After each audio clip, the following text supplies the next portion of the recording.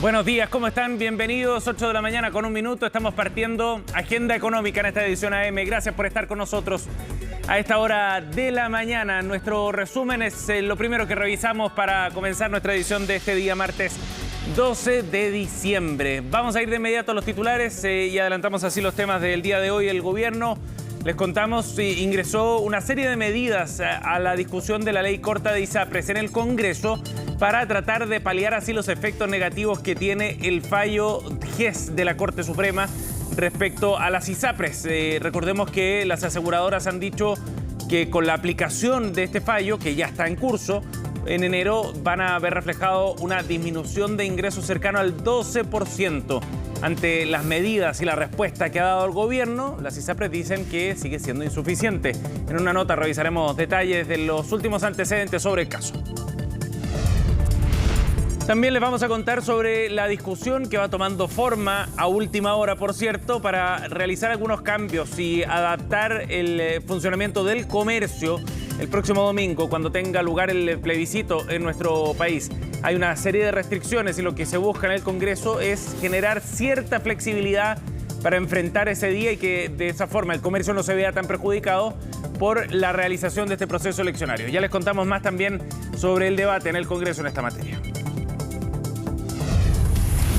Por otro lado, les contamos de los avances en torno a la investigación en nuestro país sobre el mercado del acero acá en Chile. Recordemos que desde hace un tiempo que este tema ha sido planteado como un asunto urgente, sobre todo por la siderúrgica Huachipato. Pues bien, la Comisión Antidistorsiones anunció que va a indagar en dos líneas distintas que van en paralelo el mercado del acero en nuestro país. Hay acusaciones de dumping por parte de China, que son las que le quitarían competitividad al mercado local del acero. Ya vamos a conocer más detalles también y la visión desde la industria sobre el inicio de esta investigación. Y por otro lado, también les contaremos sobre un estudio bien interesante que ha realizado la Universidad Diego Portales, que muestra cómo está nuestro país en las proyecciones de crecimiento para los próximos 4 años si se compara con otros países con un nivel de ingresos similar. Bueno, Chile sale bien mal parado en este estudio y muestra este antecedente que en los próximos 4 años vamos a crecer bastante menos que otros países similares en tamaño, como Uruguay, por ejemplo, o República Dominicana. Vamos a ver el detalle de las proyecciones que hace la UDP y de las conclusiones también tras este análisis.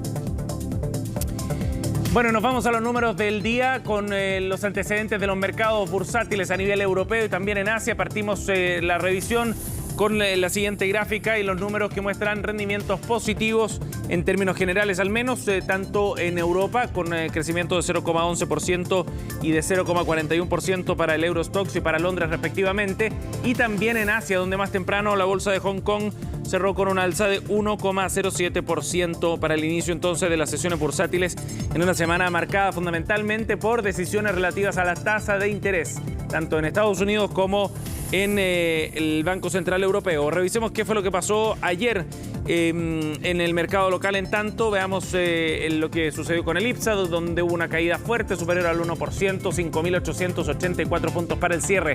El dólar, por otra parte, subió a los 882 pesos. Ojo con lo que está pasando con el cobre, a $3.81 la libra, el cierre de ayer, después de algunos ajustes, sobre todo ante la posibilidad de que la demanda de cobre supere a la oferta del metal rojo en el corto plazo. Eso ha ido elevando el precio del principal producto de exportación chileno.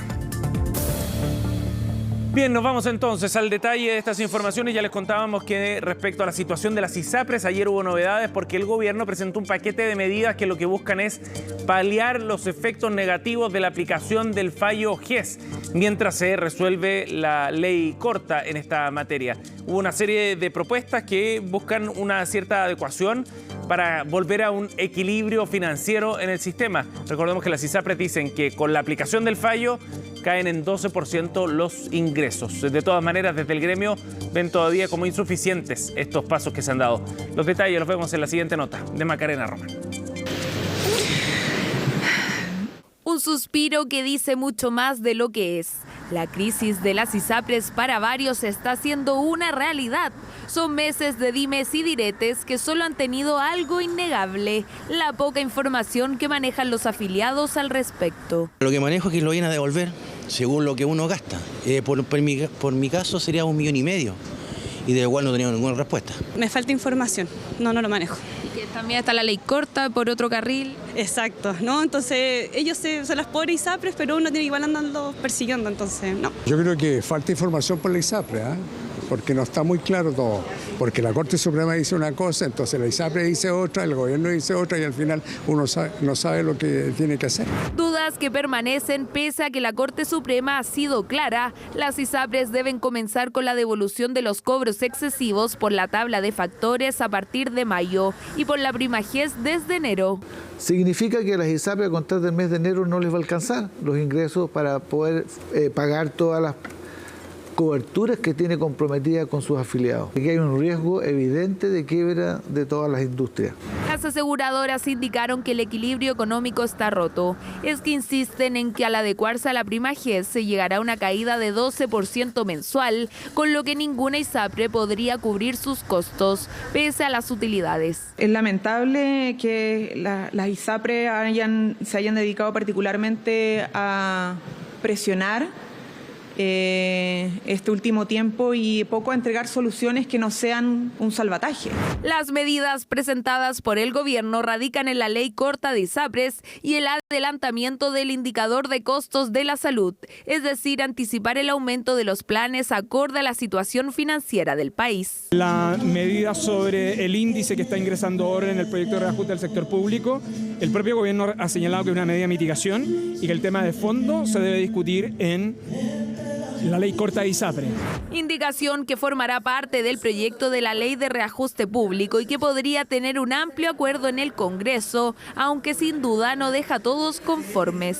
En realidad, adelantar flujos nomás solamente, el problema sigue igual, la crisis sigue igual, hay que avanzar rápido en la ley corta de ISAPRES, corregida, no con las indicaciones que planteó el gobierno. Acá el gobierno tiene en sus manos la posibilidad, no solamente del cumplimiento de los fallos de los tribunales de justicia, no solo a través de la ley corta de ISAPRES que comenzamos a votar el próximo día martes, sino que adicionalmente establecer las bases para una reforma a la salud. Es que para algunos parlamentarios es necesario llegar a acuerdos en torno a la ley corta, pero también en base a una reforma de salud donde se contemple, por ejemplo, el término de las discriminaciones a la hora de adquirir un plan. Por eso mi llamado es a que el gobierno vea muy bien la estrategia a seguir, porque el indicador de IPC se puede adelantar, pero lo que no se puede hacer es solo dar esa noticia sin que vaya de la mano de una cirugía, digámoslo, de la ISAPRE. Creo que acá las ISAPRES tienen que tener un tono mucho más propositivo, mucho más constructivo y colaborativo respecto a la reforma que se necesita en nuestro país de avanzar hacia la seguridad social. Un tema que continuará siendo discutido en la Comisión de Salud del Senado y que mantiene la atención especialmente en 3,3 millones de afiliados a ISAPRES que ven cómo esta crisis comienza a repercutir en ellos. 8:10, vamos a ir a otro tema. Ya les contábamos que hay novedades respecto a la investigación sobre el mercado del acero en nuestro país. La Comisión Antidistorsiones finalmente va a investigar por 2 líneas paralelas de 2 productos en específico los funcionamientos de estos mercados. En particular, uno sobre las barras de acero, otro sobre las bolas de acero para molienda, que son insumos importantes, sobre todo en el sector minero, en el caso del segundo. Bueno, lo que va a realizar la comisión es analizar cómo está funcionando este mercado. Acoge de alguna manera parte de los argumentos ya presentados por empresas del sector que plantean que aquí hay dumping de los productores chinos que entran con cierta ventaja en el mercado chileno, lo que hace inviable la competencia. Básicamente ese es el argumento. Vamos a escuchar a una de las partes. Ayer conversamos con el gerente general de Molycop, Gustavo Alcázar. Estuvo aquí en CNN Chile analizando cuál es el impacto de esta investigación en el mercado. Lo que nosotros vemos es evidentemente una distorsión de precios que la calculamos en torno al 25%. Uno de los elementos relevantes cuando tú estás viendo si hay actividades de dumping, en términos de que provengan de algún tipo de subsidio, algún aporte del Estado o alguna práctica que no sea relevante o relacionada con prácticas de mercado, es que hayan importaciones. Y efectivamente en el caso de las bolas nosotros hemos observado en promedios móviles por muchos meses del orden de las 200.000 toneladas mensuales de bola llegando al país. Entonces, de que hay dumping, eso es innegable, y hay una distorsión en los mercados internacionales del acero, eso es innegable. Bien, nos vamos a otro tema, 8:12. Desde el comercio ven con preocupación todavía lo que puede ocurrir este fin de semana con el desarrollo del plebiscito, fundamentalmente porque puede afectar la apertura de parte del comercio, sobre todo en el retail a nivel nacional. Ante esa preocupación, un grupo de parlamentarios ya presentó una moción con el objetivo de que se pueda solucionar este asunto y compatibilizar tanto el desarrollo de las elecciones con una apertura normal del comercio, sobre todo pensando en que este fin de semana es muy relevante antes de la Navidad. Orlando Silva reportó el tema. Queda menos de una semana para el plebiscito y todavía es una incógnita si el comercio podrá o no funcionar con normalidad este domingo. Al ser feriado de carácter legal, pero no irrenunciable, será día de descanso solo para los trabajadores que presten servicios en malls, centros comerciales, strip center y galerías. El resto del comercio, el que está fuera de estos espacios, podrá atender respetando el tiempo legal que tienen los trabajadores para ir a votar. En estas fechas que son tan importantes y que la gente realmente compra para tener un regalo para sus seres queridos. Entonces esa fecha, justo que coincide ahora con el asunto del plebiscito, nos afecta. De todas maneras nos afecta. La gente tiene el derecho de ir a votar y bueno, los locales comerciales, los retail, no creo que sufran tanto con un día que no vayan a abrir, pues.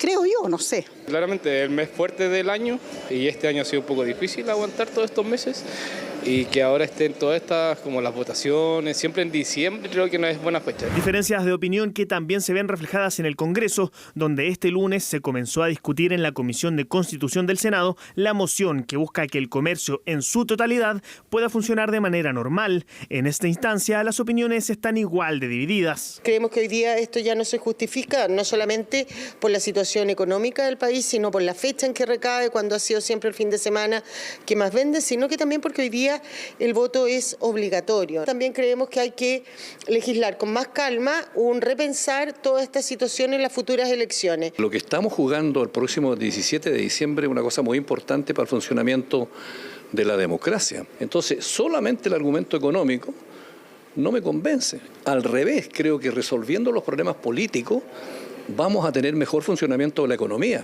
Y por supuesto, quienes asistieron a esa instancia legislativa fueron los principales promotores de esta modificación, los gremios del comercio, quienes no solo apuntan a la merma económica que significa esto, ya que el domingo previo a Navidad es tradicionalmente el día de mejor venta de todo el año, también aseguran que esto implicará regalarle las calles al comercio ambulante. Nos preocupa que es justo el domingo anterior a la Navidad, donde el comercio formal no va a poder trabajar y de repente uno tiende a interpretar que se trata solo de los malls. Y cuando hablamos de los malls, hablamos de las grandes cadenas del retail, pero no nos damos cuenta que en cada mall hay solo 8 o 10 son de las grandes cadenas, el resto son todos pymes. Además, sin olvidar que estamos entregando nuestras calles y estos espacios al comercio ambulante, entonces es bastante discriminatoria desde el punto de vista hoy día la división que hace con los trabajadores de centros comerciales y trabajadores hoy día y comercio que está fuera de los centros comerciales. La verdad es que el comercio ambulante nos está ganando la batalla y no podemos hoy día seguir entregándole esta ventaja a ellos. Por su parte, la ministra del Trabajo criticó que los parlamentarios hayan esperado hasta ahora para plantear esta modificación. Como este Congreso lo legisló esto en enero de este año, si tiene a bien cambiarlo a pocos días de las elecciones, en realidad es una decisión del propio Congreso. Lo que sí a nosotros nos preocupa es la señal que con esto se da, porque por un lado se obliga el voto, pero por otro lado se van restringiendo las posibilidades posibilidades de las personas para ir a votar efectivamente. Así que esperamos que la verdad es que este debate se pueda abordar de más largo plazo, no solo para esta elección y no a 3 días o 4 días de un plebiscito. Y justamente por eso la tramitación deberá ser express. Este martes en la mañana la comisión escuchará a los sindicatos y luego la votará, para que este mismo martes, pero en la tarde, los senadores la voten en sala y la despachen a la Cámara Baja. Ahí, para que el proyecto logre ver la luz, la tramitación deberá ser igual de rápida. 8:16, vamos a ir a una pausa y ya volvemos con más informaciones aquí en Agenda Económica.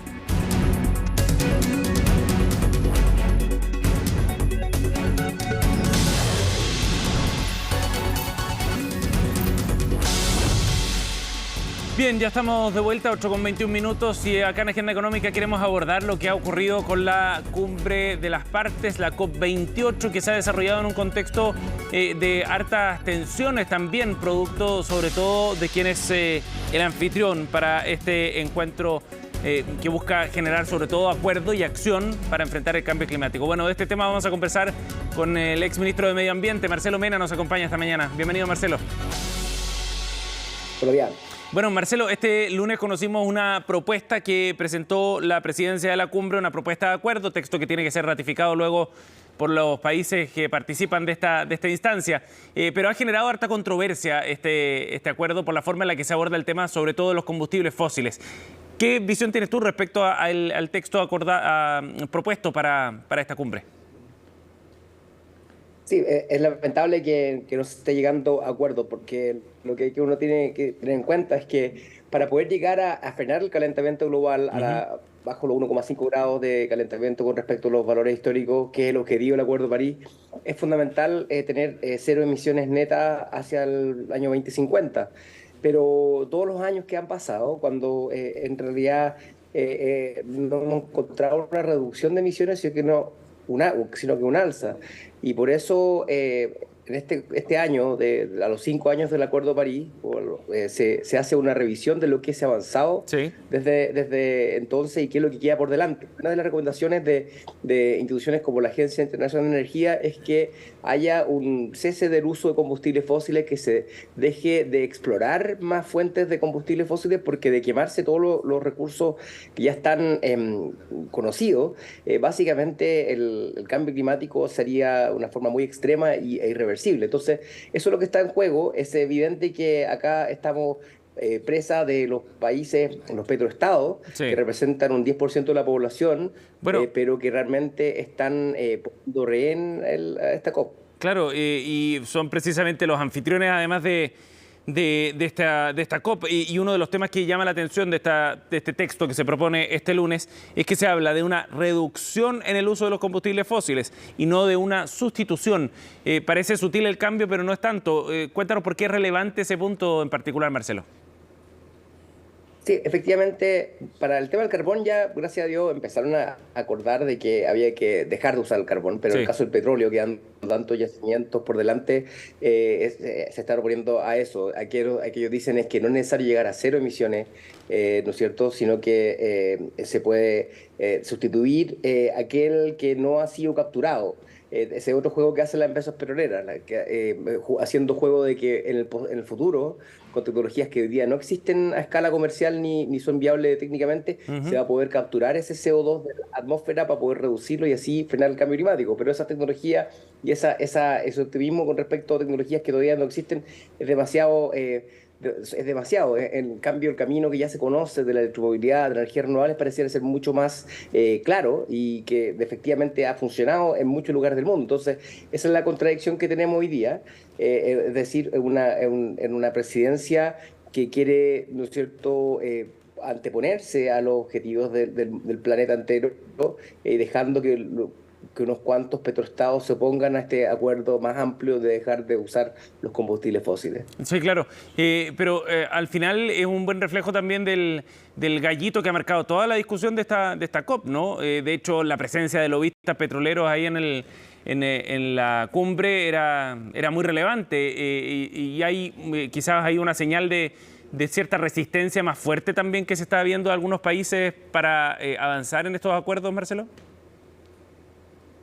Sí, efectivamente, la posición de países como Arabia Saudita siempre han sido históricas con respecto a dejar de usar palabras que pudieran sentirle incomodidad. En el Acuerdo de París mismo, me acuerdo al hacer el texto final, se hablaba de carboneutralidad, pero en realidad o cero emisiones netas, o la descarbonización, todas esas palabras parecían ser tabú. Entonces, hemos avanzado por lo menos a pensar de que hay que dejar de ocupar combustibles fósiles. Pero también, por otro lado, estos acuerdos algunas veces hay que acompañarlos con políticas reales del día a día, en el sentido que hace 2 años en Glasgow los países adoptaron un acuerdo de dejar de subsidiar los combustibles fósiles, y al año siguiente, en el contexto de la guerra ucraniana, el planeta no solamente siguió subsidiando combustibles fósiles, sino que duplicó, incluso Chile, el subsidio de los combustibles fósiles. Entonces, lo que habla de que en realidad también hay que tener cierta coherencia con un sistema económico que acompañe a lo que son estos acuerdos políticos. En ese contexto, mi opinión es que la electromovilidad va a seguir avanzando, va a seguir quitándole mercado al petróleo, de la misma forma que las energías renovables también le han ido quitando mercado, Marcelo, a los combustibles fósiles en la generación eléctrica, y por tanto ese es el camino más cierto, porque en la práctica el resto depende de voluntades políticas que algunas veces son lábiles en vista de las crisis. Pero ese punto es entretenido e interesante. ¿Qué impacto puede tener desde el punto de vista económico en el desarrollo de nuevas tecnologías, en el avance de la electromovilidad, por ejemplo, el desarrollo de nuevas fuentes de energía?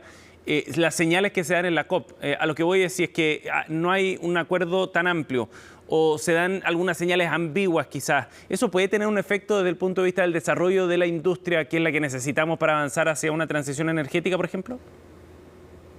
Sí, evidentemente, si el Acuerdo de París habla de que todos nos pongamos de acuerdo a bajar estas emisiones, y en ese contexto hay países que son beneficiados por ese tipo de decisión.